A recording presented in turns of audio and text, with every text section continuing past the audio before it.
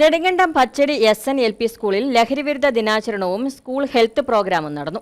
ഇതിന്റെ ഭാഗമായി Nedumkandam SME nursing കോളേജിലെ 4ാം വർഷ വിദ്യാർത്ഥികൾ സ്കൂളിലെത്തി വിവിധ പരിപാടികൾ നടത്തി.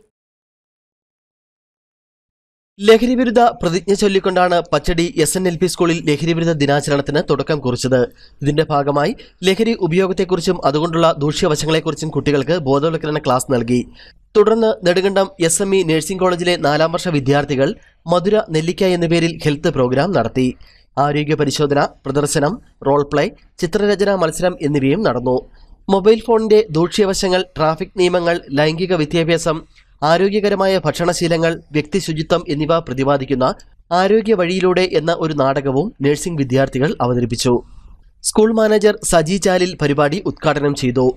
SME principal doctor sister Deepa rose അധ്യക്ഷത വഹിച്ചു. എക്സിബിഷന്റെ ഉദ്ഘാടനം സ്കൂൾ ഹെഡ്മാസ്റ്റർ PK ബിജു നിർവഹിച്ചു.